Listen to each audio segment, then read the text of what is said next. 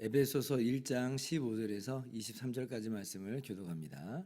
이로 말미암아 주 예수 안에서 너희 믿음과 모든 성도를 향한 사랑을 나도 듣고 내가 기도할 때에 기억하며 너희로 말미암아 감사하기를 그치지 아니하고 우리 주 예수 그리스도의 하나님 영광의 아버지께서 지혜와 계시의 영을 너희에게 주사 하나님을 알게 하시고 너희 마음의 눈을 밝히사 그의 부르심의 소망이 무엇이며 성도 안에서 그 기업의 영광의 풍성함이 무엇이며 그의 힘의 위력으로 역사하심을 따라 믿는 우리에게 베푸신 능력의 지극히 크심이 어떠한 것을 너희로 알게 하시기를 구하노라. 그의 능력이 그리스도 안에서 역사하사 죽은 자들 가운데서 다시 살리시고 하늘에서 자기의 오른편에 앉히사 모든 통치와 권세와 능력과 주권과 이 세상뿐 아니라 오는 세상에 일컫는 모든 이름 위에 뛰어나게 하시고 또 만물을 그의 발 아래 복종하게 하시고 그를 만물 위의 교회의 머리로 삼으셨느니라. 같이요. 교회는 그의 몸이니 만물 안에서 만물을 충만케 하시는 이의 충만함이니라. 아멘. 할렐루야. 하나님의 크신 은혜와 평강이 오늘도 변함없이 여러분 가운데 가득 넘치기를 주님의 이름으로 축원합니다. 여러분도 잘 알다시피 오늘 말씀은 바울 사도께서 에베소 교인들을 위해서 이제 기도하는 장면입니다.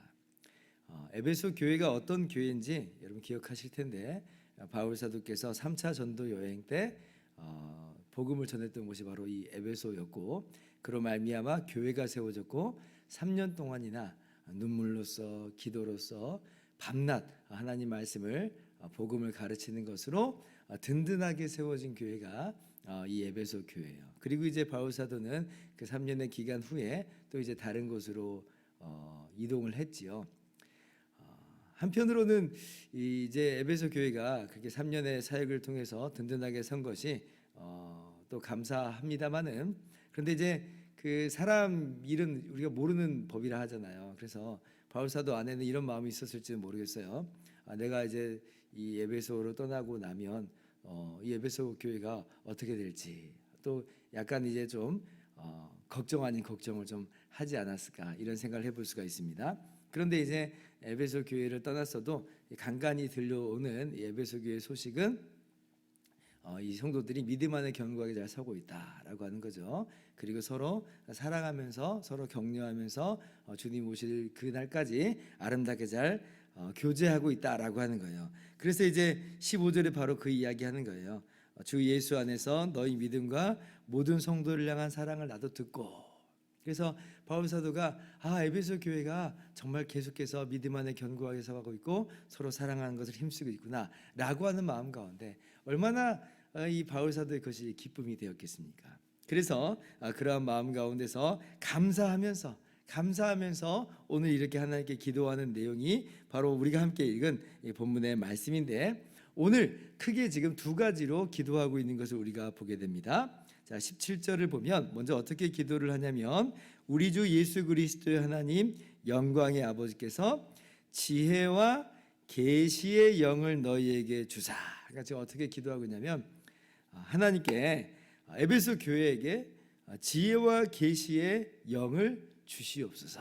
이렇게 이제 기도하는 거예요. 그래서 어떻게 되기를 원하냐면 하나님을 알게 하시고 여기서 하나님을 알게 하시고는 하나님을 몰랐다가 이제서야 비로소 하나님을 안다는 그런 이야기는 아닙니다. 왜냐하면 에베소 교회는 이미 바울 사도를 통해서 복음을 들었고 그 복음을 통해서 예수님을 알고 믿으면서 그 예수님을 통해서 영광의 하나님, 은혜의 하나님을 알고 믿고 있기 때문에 그렇습니다. 그래서 지금 하나님을 모르고 있는데 하나님을 알게 해주십시오 이런 얘기는 아니죠. 하나님을 이미 알고 있고 하나님을 이미 믿고 있어요. 그리고 우리가 어저께 1장 3절서부터 1장 14절까지 쭉 이야기하는 것처럼 하나님께서 이 에베소 교회 교인들을 향해서 어떤 놀라운 일을 행하셨는가를 에베소 교인들도 다 알고 있습니다. 잠깐 다시 한번 반복하자면 하나님 어떤 하나님이에요? 에베소 교인들을, 에베소 교인뿐 아니라 우리 모두를 하나님의 자녀 삼아 주신 하나님, 죄 용서하여 주신 하나님, 성령으로 인쳐 주신 하나님, 그리고 이 모든 것이 사실 하나님 아버지의 영원하신 계획 가운데 있다고 그랬죠.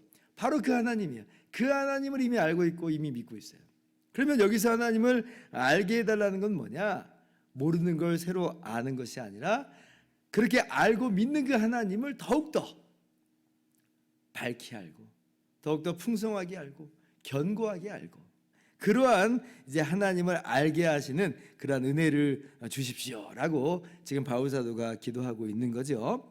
그리고 이제 그렇게 하나님을 아는 것을 더 확대시켜 나갑니다. 18절 두 번째 무엇을 기도하냐면 너희의 마음의 눈을 밝혀주시기를 기도합니다. 이렇게 기도하고 있어요. 하나님을 향해서 에베소 교인들의 마음의 눈을 밝혀주십시오.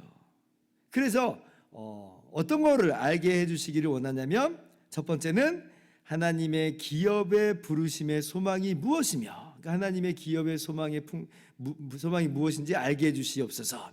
두 번째, 성도 안에서 그의 기업의 영광의 풍성이 무엇이며, 하나님의 기업의 영광의 풍성이 무엇인지 알게 해주십시오. 세 번째, 19절이죠. 우리에게 베푸신 능력의 지극히 크심이 어떠한 것을 알게 해주시기를 원합니다. 이 세 가지를 알게 해주십시오. 마음의 눈을 밝혀주셔서 이 세 가지를 알게 해주십시오. 그래서 크게 이 두 가지를 기도하고 있는 거예요. 지혜와 계시의 영을 주시옵소서. 그래서 하나님 알게 하시고 마음의 눈을 밝혀주십시오. 그래서 그의 부르심의 소망과 그의 기업의 영광의 풍성과 그의 능력의 지극히 크심을 알게 해주십시오 라고 기도하고 있습니다. 그러면 아까 이제 하나님을 알게 하시고에 대해서는 우리가 함께 잠깐 이야기를 나눴는데 좀 더 구체적으로 더 풍성하게 지금 어떻게 기도하고 있다고 그랬어요? 첫 번째는 하나님의 부르심의 소망이 무엇인지를 알게 해주시기를 원합니다. 이게 이제 무슨 얘기냐면 부르심이다라고 하는 것은 하나님께서 우리를 하나님의 자녀요 백성으로 부르시는, 그래서 우리의 죽었던 영혼을 살리시는 바로 그 부르심을 이야기합니다. 그래서 하나님의 부르심으로 말미암아 죽었던 우리가 살아났어요. 새로운 생명, 새로운 피조물이 되었습니다. 그런데 분명히 새로운 피조물이고 우리가 새로운 본성을 입게 되었는데, 하나님의 자녀의 백성이 됐는데 어때요? 지금 우리의 육신의 눈으로 보면 우리나 믿지 않는 사람이나 별반 다를 것이 없어 보일 때가 있습니다. 그잖아요.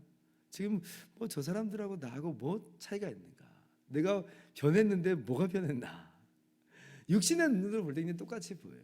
이건 어떻게만 보이는 거냐면 사실은 영적인 눈으로 우리가 비로소 볼 수 있는 거예요.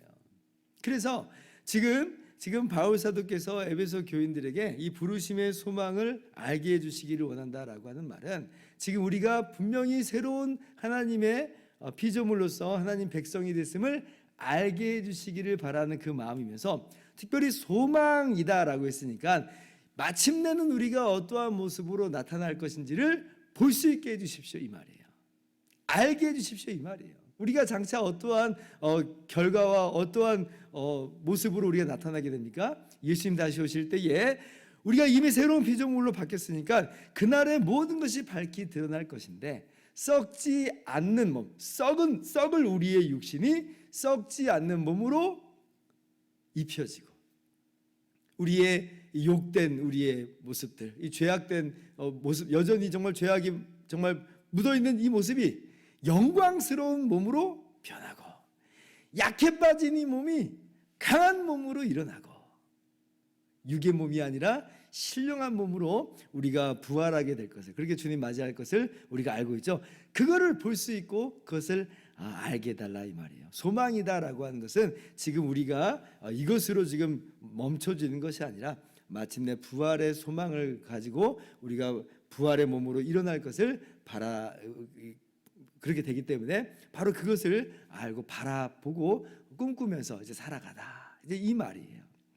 우리가 함께 그러한 하나님의 부르심의 소망을 더 깊이 알 수 있기를 바랍니다. 그리고 우리의 마음의 눈을 밝히사 그의 영광의 풍성이 어떠한지를 알게 해달라 기도하죠. 하나님께서 우리에게 상속시켜 주실 것이 있으세요. 뭐냐면 하나님의 나라예요. 하나님께서 새롭게 이 모든 것을 회복시키실 그 나라를 마치 옛 세상을, 지금 이 세상을 원래 아담과 하와에게 맡기신 것처럼 새로운 하나님의 이 회복된 그 세상을 누구에게 맡기시냐면 그날의 우리들에게 맡기십니다. 그러니까 우리가 그것을 예수 그리스도와 함께 예수 그리스도 안에서 상속받게 되는 거예요. 지금 우리가 이 땅에서 살아갈 때는 그냥 땅 한 평 갖고 있을지 모르겠습니다. 아니 그마저도 없을지 모르겠어요. 우리가 아무것도 없다라고 생각될지 모르지만 그냥 알게 해달라는 거예요. 뭘 알게 해달라는 거예요? 우리가 상속받을 하나님의 그 영광의 나라의 그 풍성함을 알게 하시기를 원하노라. 여러분, 우리가 그 하나님 나라를 바라보고 있죠. 대망하고 있습니다. 어떤 하나님의 나라예요? 거기에는 다시는 사망이 없고 애통하는 것이나 곡하는 것이나 아픈 것이 다시 있지 않는 나라, 모든 눈물을 씻어주시는 그때 하나님께서 친히 그 나라의 장막을 치시는 그곳, 바로 그 나라가 우리가 상속받게 되는 기업이다라고 하는 거예요. 얼마나 찬란한지 그 하나님의 나라에는 해와 달의 비침이 쓸데없다 그렇습니다. 친히 하나님께서 어린 양이 비춰주시기 때문에 어두움이 없어요. 그 나라를 우리가 기업으로 상속받게 되는데, 그렇다면 지금 당장 이 땅에서 우리가 살아갈 때 많은 것을 누리지 못하고 살아간다 한들 그게 뭐 대수겠어요? 뭐 그게 뭐 얼마나 뭐 해봤자 그래요. 잠시 잠깐의 이 땅의 모습일 뿐이고 우리의 유산, 우리가 받을 상속이 있다는 걸 기억하면서 우리가 정말 담대함으로 살아가는 우리 모두가 될 수 있기를 바랍니다. 그리고 세 번째는 하나님의 이 능력의 지극히 크심을 알게 해주시기를 원하노라. 이제 그렇게 기도를 하죠. 그래서 오늘 이 시간에 우리가 알고 바라봐야 될 건 뭐냐면 하나님의 능력의 크심이에요. 그 능력이 바로 우리 안에 있다. 우리 안에 있다. 우리에게 베푸신 능력의 지극히 크심이잖아요. 우리에게 베푸셨다. 하나님의 능력이 얼마나 위대하고 얼마나 강력합니까? 20절 이하의 하나님의 능력을 설명하고 있어요. 뭐라고 말씀하고 있냐면 하나님의 능력이 그리스도 안에서 역사했다.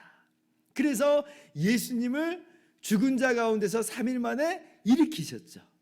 그리고 예수님을 하나님 보좌 우편으로 승천 올리우셔서 그래서 만물을 복종케 하셨어요. 이것이 하나님의 능력이에요. 이것이 그리스도 안에서 역사하시는 하나님의 능력입니다. 하나님의 능력이 그리스도 안에 역사하셔서 부활시키시고 승천시키시고 그리고 지금도 만물을 다스리게 하시는데, 지금 예수 그리스도 안에서 여전히 하나님의 능력이 일하고 있다라고 지금 이야기하고 있는 거예요. 자, 그런데 정말 놀라운 건 뭐예요? 그 능력이 우리에게 베풀어졌다는 거예요. 그 능력이. 그럼 이게 어떤 식으로 우리에게 베풀어졌는가라고 할 때에 예수님 빼고 단독으로 하나님의 능력이 우리 가운데 있는 게 아닙니다. 어떤 식으로 하나님의 능력이 우리에게 베풀어졌냐면, 자 22절 보세요. 만물을 그의 발 아래에 복종하게 하시고, 하나님의 능력이 그리스도 안에서 역사하셔서 만물을 예수님의 발 아래에 복종하게 하셨다는 거예요. 그를 만물 위에 교회의 머리로 삼으셨느니라. 그런데 뭐라고 말해요? 그 예수님이 교회의 머리라 말씀하시죠. 그리고 우리가 예수님의 몸이다. 그죠? 23절 교회는 그의 몸이니. 그래서 우리에게 베푸신 하나님의 능력은 어떻게 주어진 거냐면, 하나님의 능력이 그리스도 안에 역사하시는데 그 주님이 우리의 머리가 되심으로, 우리가 주님의 몸이 됨으로, 그렇게 주님과 우리가 하나가 됨으로 말미암아 그리스도 안에 역사하시는 하나님의 지극히 크신 능력이 우리에게도 베풀어지는 것이고, 그로 말미암아 우리도 똑같이 주님과 함께 일으켜져서 주님과 함께 보좌에 함께 앉혀서 만물을 다스리게 될 겁니다. 이러한 하나님의 능력이 우리 가운데 베풀어졌다는 거예요. 예수 그리스도 안에서. 예수 그리스도 안에서 역사하신 하나님의 지극히 크신 능력이 그리스도와 하나 된 우리에게 베풀어졌다. 그러니까 우리는 굉장히 능력 있는 사람들이에요. 지금 우리가 볼 때는 별로 능력이 없는 것처럼 보이지만 항상 우리는 능력 있는 자임을 알아야 돼요. 그래서 지금 자꾸 이것을 알게 하시고 보게 해달라는 거예요. 왜냐하면 육신의 눈으로 보면 보이지 않거든요. 지혜와 계시의 영을 주셔야 보여요. 마음의 눈을 밝혀 주셔야 보여요. 마치 이 구약 시대 때 엘리사 시대 때 아람 군대가 쳐들어왔을 때 아람 군대가 엘리사가 있는 바로 그것을 지금 포위했잖아요. 육신의 눈으로 보면은 그냥 거기가 포위가 된 거고 우리가 위기 상태에 빠진 거예요. 그런데 엘리사는 어떻게 된 것인지 당당합니다. 왜 그런지 모르겠어요. 그런데 그 사환은 바들바들 떨고 있어요. 이거 어떻게 하면 좋겠습니까? 그때 엘리사 선지자가 기도하잖아요. 여호와여 원하건대 그의 눈을 열어서 보게 하옵소서. 그의 눈을 열어서 보게 하옵소서. 그러니까 하나님께서 그의 청년의 눈을 딱 여시니까 안 보이는 게 보이기 시작했어요. 불말과 불병거가 산에 가득하여 오히려 엘리사를 호위하고 있고 오히려 그 엘리사를 지금 포위하고 있는 아람 군대가 위기에 빠져 있다라고 하는 보이지 않으나 정말 실제의 모습을 보게 된 거예요. 우리가 이것을 볼 수 있어야 됩니다. 보이지 않지만 그러나 우리를 자녀 삼으시고 죄 용서하시고 성령으로 인쳐주신 영원전부터 계획하신 하나님을 정말 아는 눈, 하나님을 정말 아는 지식, 이게 진짜 지식이에요. 그 하나님이 우리를 장차 어떻게 완성시키실까 하는 부르심의 소망의 그 풍성을 보며 하나님께서 우리 가운데 기업으로 주시는 그 영원한 상속받을 하나님의 나라의 풍성함을 보며 우리에게 베푸신 지극히 크신 하나님의 능력을 본다면 우리가 이 세상에 살아갈 때 어떻게 살겠어요?